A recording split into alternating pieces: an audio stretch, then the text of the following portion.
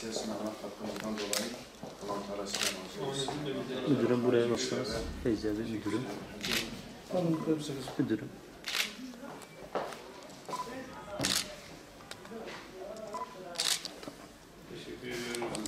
Çok teşekkür ediyoruz. Sağ olun. Sola doğru hocam. Çok teşekkür ediyoruz. Sağ olun.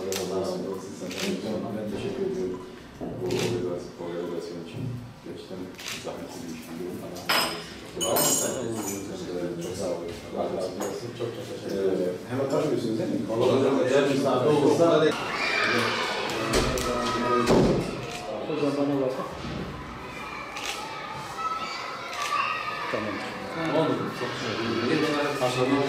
Çok selam söylersiniz. Yine inşallah uğramaya çalışacağız. Teşekkürler. Allah'a emanet olun. Bismillahirrahmanirrahim. 17 Şubat itibariyle Türkiye geneli yapmış olduğumuz onu okunu yasa temasıyla siyer sınavını gerçekleştirmiştik. Batman ili ve ilçelerinde özellikle sınav yaptığımız okulları ziyaret ettik. İlk önce Batman İl Milli Eğitim Müdürlüğü'nü ziyaret edip kendisine bir hediye takdim ettik. Ondan sonra öbür sınav yaptığımız okulları bugün ziyaret ettik. Kendilerine ufak bir hediyemiz oldu. Siyer sınavına olan katkılarından ve emeklerinden dolayı kendilerine teşekkür edip kendilerine bir hediye takdim ettik. Özellikle Batman geneli yaklaşık 200 kişi siyer sınavında dereceye girdiler. Bunların ödüllerini de Allah-u Teala kısmet ederse inşallah 7 Nisan günü İl Kültür Merkezi'nde yapacağımız bir etkinlikle kendilerine takdim edeceğiz.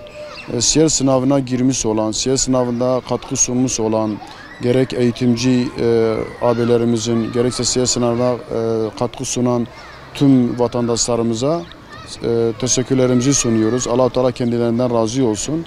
2019 yılı siyer sınavını kapattık inşallah. Özellikle siyer sınavı 8. senedir yapıyoruz. Önümüzdeki sene içinde siyer sınavı ile ilgili çalışmalarımız devam ediyor. Yine Türkiye geneli siyer sınavımız olacak. Peygamber sevdaları olarak etkinliklerimize devam ediyoruz. Özellikle şu anda Nisan ayında yapacağımız etkinliklere yoğunlaşmış bulunmaktayız. Türkiye geneli 12 noktada etkinlik yapacağız. Ve bu etkinlikler için çalışmalarımız devam ediyor şu anda.